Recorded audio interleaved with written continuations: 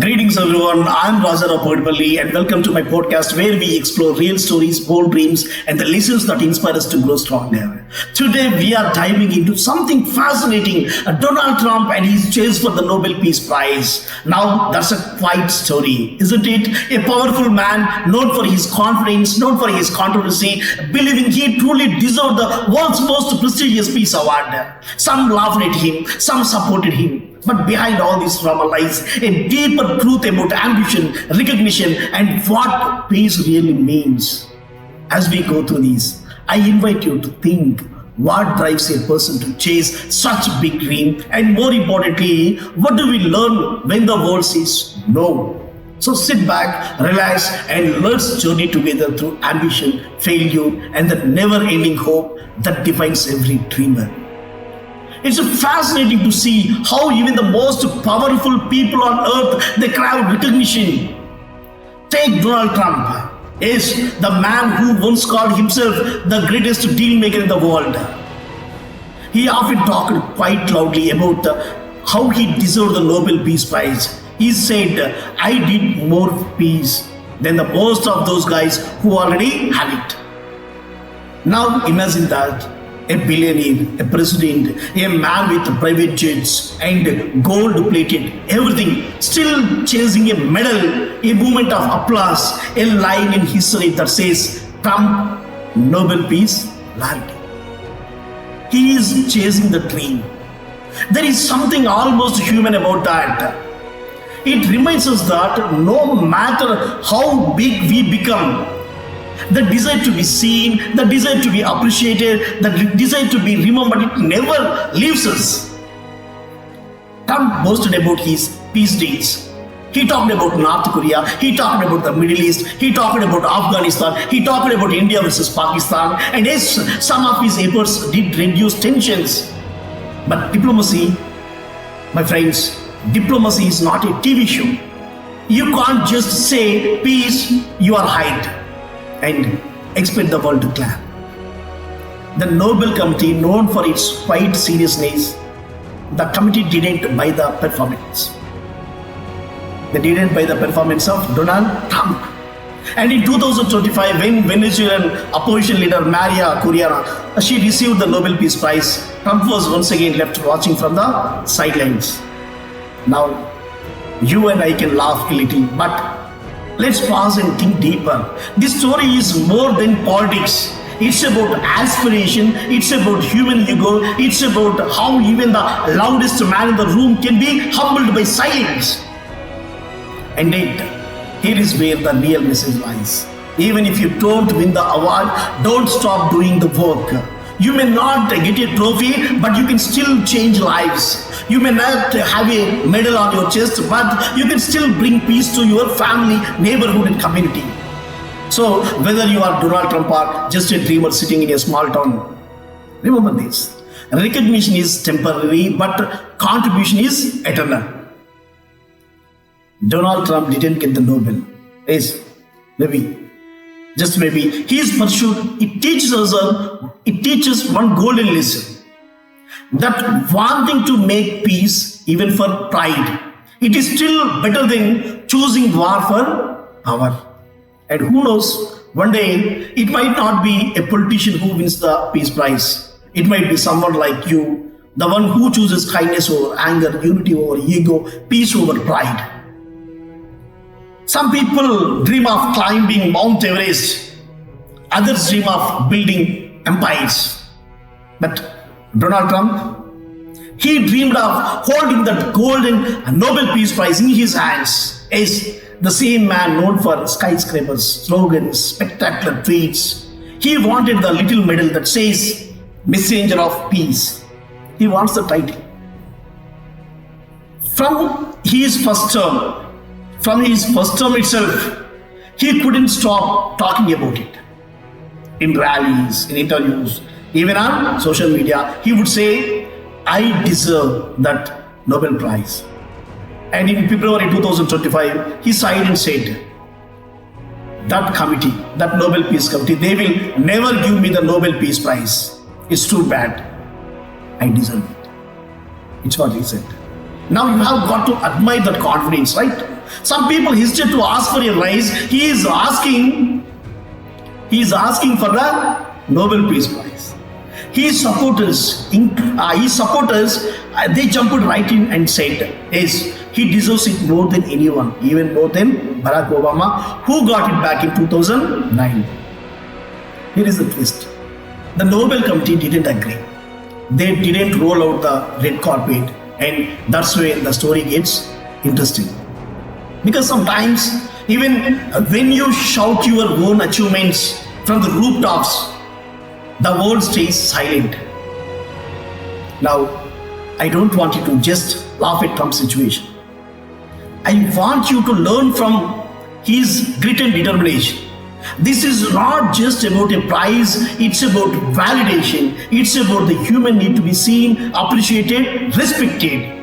We all crave that, whether we are presidents or whether we are ordinary people. But the truth is, recognition is not always fair. Life doesn't always hand you trophies. And that's okay. Because what truly matters is not who applauds you, but what you stand for. So, next time you feel overlooked at work, at home, in society, remember this. Even Donald Trump couldn't win every award he wanted. Yet, he kept talking. And he kept talking, kept trying, kept believing. That is the persistence. And you, my friend, you can do the same. Keep doing good, even when no one is watching. Keep building peace, even if no one gives you a medal. Because peace, real peace, it doesn't need a prize. It just needs you. And who knows, maybe the greatest Nobel Peace Prize of all is the one you give to yourself. When you choose kindness over ego and courage over complaint. Donald Trump's chase for the Nobel Peace Prize, it was not just about a medal. It was about validation. It was about hearing the world say, yes, you did something great. He wrapped this dream in his famous America First doctrine. He wanted to show that a businessman, not career diplomat, a businessman could shake hands with history. His message was bold. I don't follow the world rules.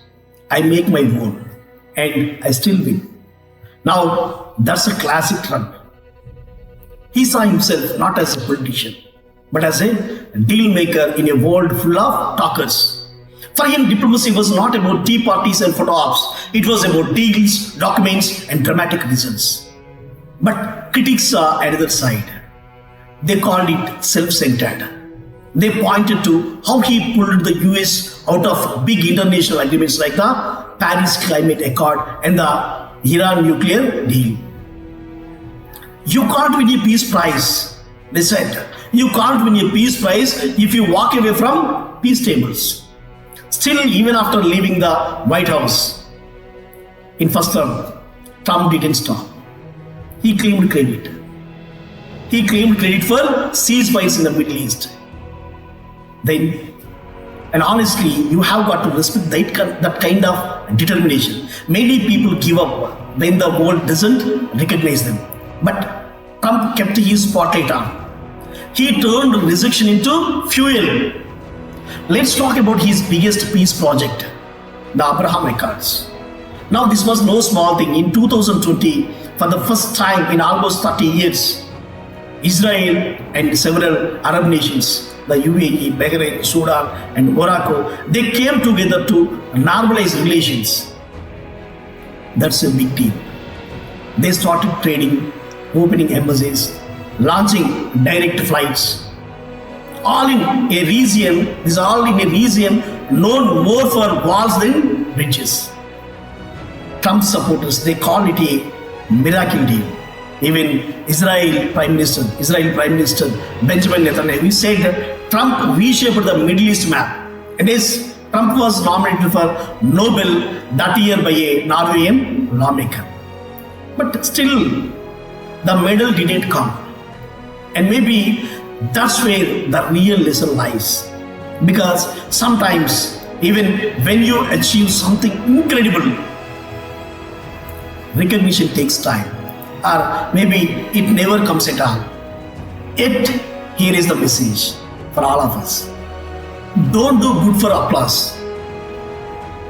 Do it because it matters. Do it because it is right. You see, peace is not a contract. Peace is a commitment. So, when you work for harmony in your own circle, maybe bringing your family together, helping neighbors, or calming a fight at work, remember, you are also doing the work of peace. You may not win a Nobel, but you will win something far greater that is called inner peace.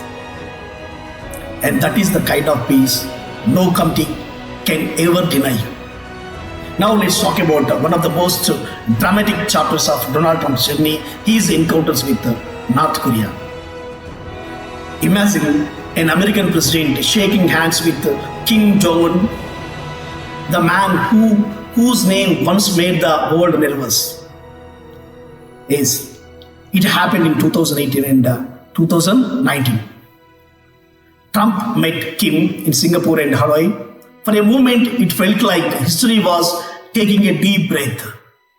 Missiles stopped flying, tensions dropped, and American soldiers remained long lost from the Korean War. They finally came home. Trump called it a breakthrough. And in a way, it was. No other US president had done that. But here is a twist. There was no permanent deal. The peace was more like a truce on pass than a treaty on paper. Still, it showed something powerful, that even the most impossible walls can be shaken if you dare to knock. And you have got to give it to Trump. Because Trump dared to knock.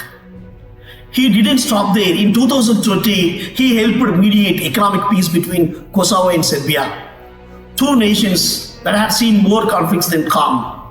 He even supported peace talks in Afghanistan leading to Doha agreement with the Taliban, a step that, for better or worse, a step set the path for US troops withdraw.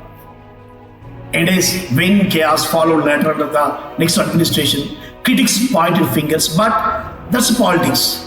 The point is, at least Trump tried. He played the peace game his way, in a way loud, bold, and headline ready. Then came his second term. And his favorite theme returned. That is called I make deals, I make peace. He claimed to have helped with the ceasefires in Ukraine and Gaza, even boasting about hostage releases and trade talks. Were all those claims true? Maybe not entirely, but they reflected one truth. He never stopped wanting the world to see him as the man who made peace through strength.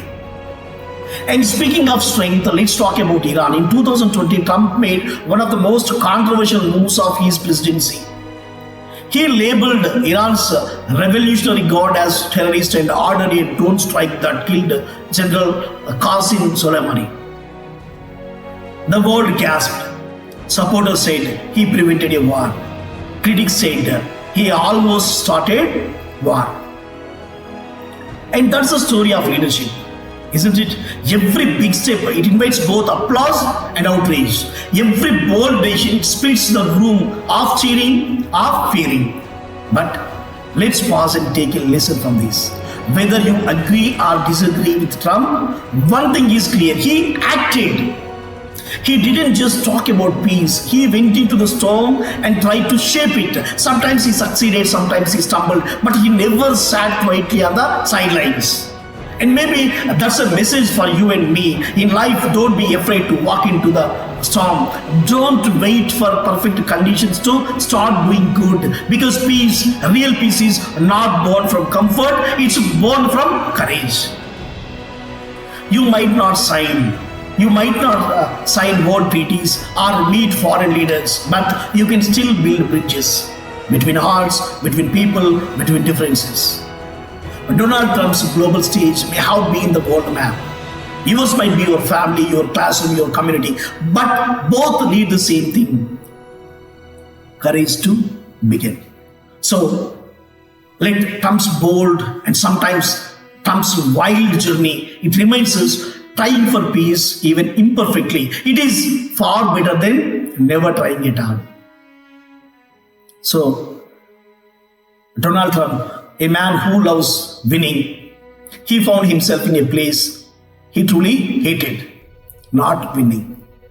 Despite all the noise, despite all the handshakes, despite all the peace deals, the bold claims, the Nobel Peace Prize never came his way. Not in 2008, not in 2019, not in 2020, not in 2021, and even not in 2024. 5 nominations, but 0 medals. It's almost ironic. The man who branded himself as the best deal maker in the world couldn't seal this one deal, the deal for peace recognition. The Norwegian Nobel Committee, sitting quietly in Oslo, they had its own standards. The standards are non-violence, human rights, lasting peace. And let's just say, those don't exactly match Trump's style of diplomacy. His method was not peace through hugs. It was peace through strength, or as some might joke, peace through tweets. And in 2025, when the prize went to Venezuelan activist Maria Corina, a woman who fought for democracy in her country, Trump was not amused. He called it politics over peace. His allies joined the chorus, saying the committee was biased, the committee was unfair, even the committee was jealous. But here is the thing. Sometimes the world just doesn't see you the way you see yourself. And that's okay, because recognition delayed is not recognition denied. Let's look at the reason behind his repeated misses and the lessons we can draw from them. First, Donald Trump's controversial methods. His version of peace often came with fighter jets in the background.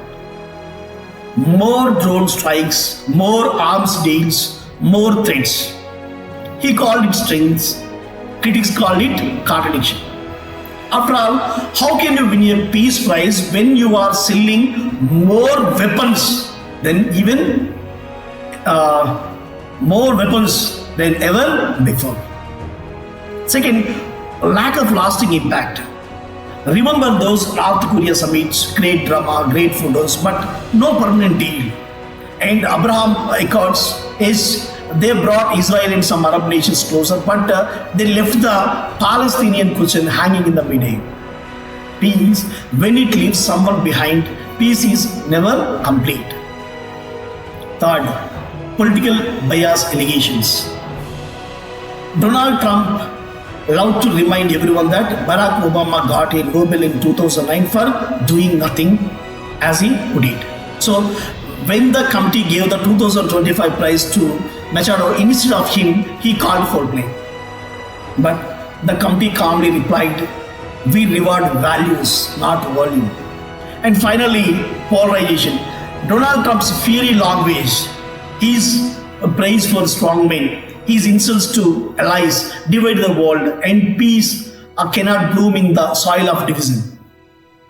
So, let's pause for a second. Forget Trump. Think about your own life. How many times have you done something good in still not been recognized? How many times have you given your best and yet been overlooked? It hurts, doesn't it? But here is the truth. Awards don't define your worth, but your purpose does. Trump may have failed to win the Nobel, but his persistence, it shows something powerful. The courage to keep believing in your story, even when the world writes a different version of it. So, take this lesson to heart. You may not always win the prize, but you can still win the purpose. You can still bring peace where you are, in your home, in your heart, or in your own world. Because in the end, the real Nobel Peace Prize is not made of gold, it's made of goodness, and that is something anyone can win. So, let's see the $1 million question. $1 million question, that is, did Donald Trump actually deserve the Nobel Peace Prize? Did Donald Trump actually deserve the Nobel Peace Prize? That's the $1 million question. Well, that depends on how you define peace. Is peace a handshake and a signature on paper? Or is peace the slow, patient work of building justice, equality, and understanding? That's the real debate. Trump's supporters, they say, of course, he deserved it. They point proudly to the Abraham Accords, peace deals that actually worked. They say, look, he got Israel and Arab nations to talk, trade, and fly together. Well, who else managed that in decades? And yes, that's true. Those deals did open doors. They reduced hostilities and built new partnerships. Supporters also argue that Trump prevented wars by using deterrence, standing strong against Iran, talking tough with North Korea, and keeping big powers on edge but cautious. They say Obama got the Nobel for hope. Trump deserves it for the results. And in September 2025 poll, about 22% of Americans, they agreed with the idea, especially among his Republican fan base. But here is the other side. The storm after the calm. Critics argue that Trump's idea of peace was too transactional. A deal today, a divide tomorrow. They point to his strong support for Israel during the Gaza crisis, his sudden withdrawal from Syria, leaving Kurdish allies behind, and his friendly votes for authoritarian leaders like Vladimir Putin. They say you can't preach peace while praising power. And yes, there is the human side, the hurt side of his record.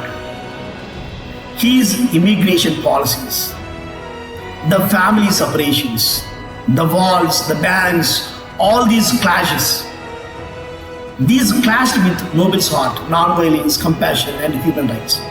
So when people were asked the same question in the 2025 poll, a huge 76% said no, he doesn't deserve it.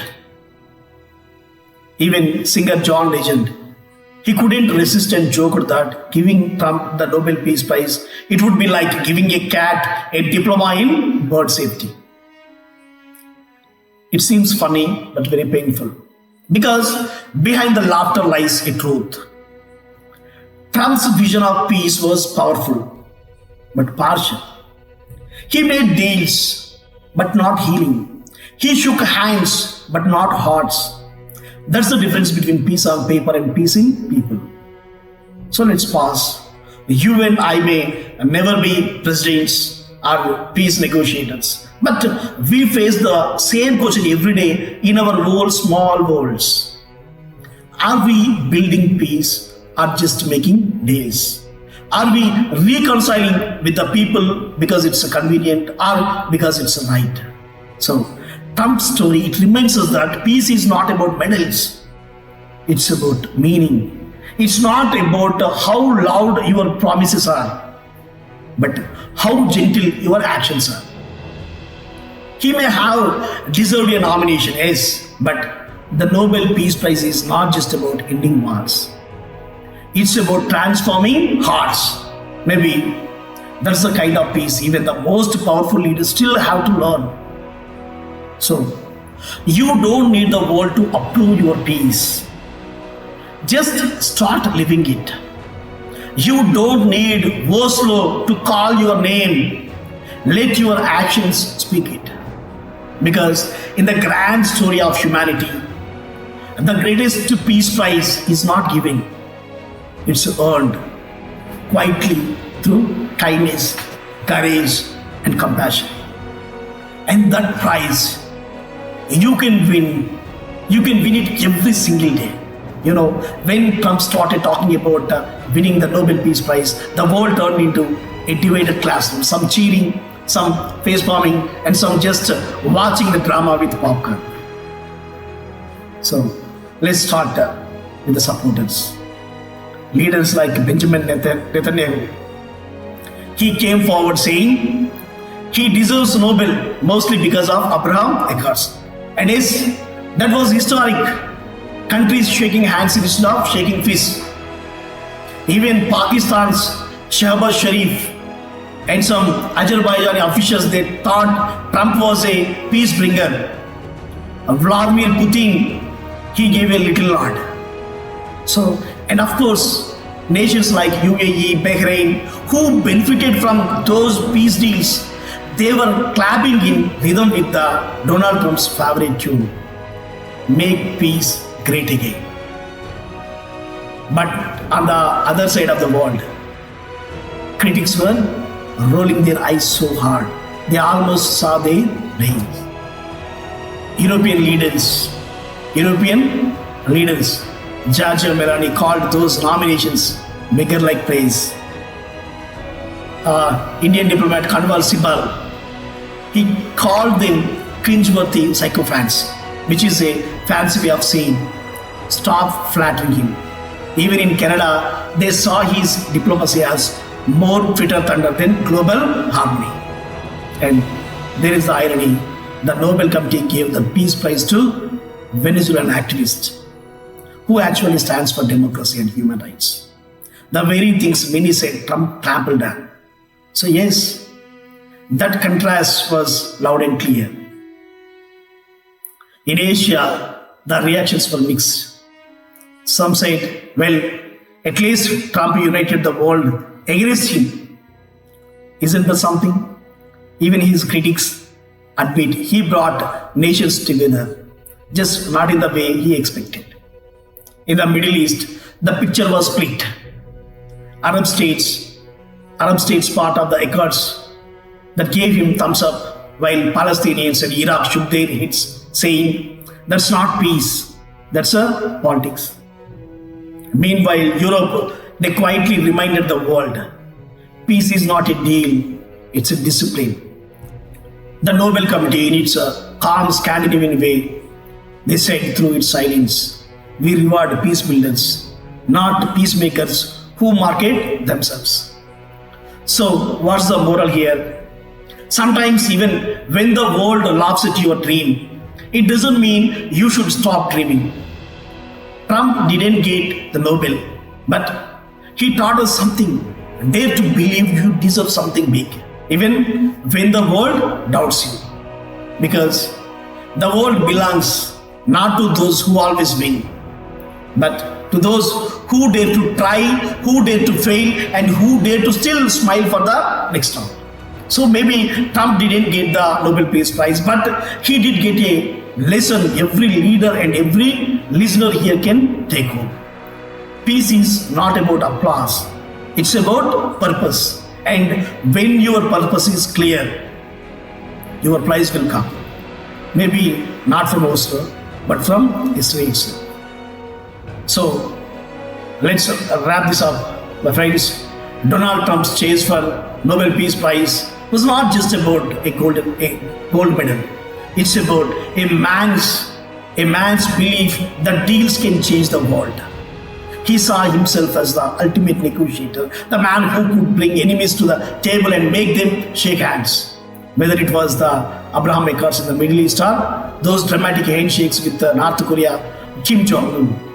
He truly believed he deserved the Nobel, and let's admit, he did pull off a few surprising moves. But as the world saw, peace is not just about deals signed under cameras. It's about hearts changing in silence. Trump's journey reminds us of something bigger. You can win applause, you can build towers, you can even shake the world. But if you can't unite it, the applause fades. So, if you are listening to this today, don't laugh at Trump's failed Nobel dream. Learn from it. The world may not always reward your effort, but that shouldn't stop you from trying. Because failure is not final, failure is a feedback. As I often say, history doesn't remember the silent critics. It remembers the noisy dreamers. So that brings us today the end of today's episode. Trump may not have won the Nobel Peace Prize, but his story reminds us of something powerful. Success is not about the medals you collect. It's about the courage to keep reaching. Peace, purpose, and progress, they don't come from awards. They come from action. From daring to believe in yourself when the world doubts you. So, my dear friends, let's carry that spirit. Let's carry that spirit forward. Let's dream big. Let's act bold and rise stronger. Because true greatness lies not in winning the prize, but in never giving up the pursuit.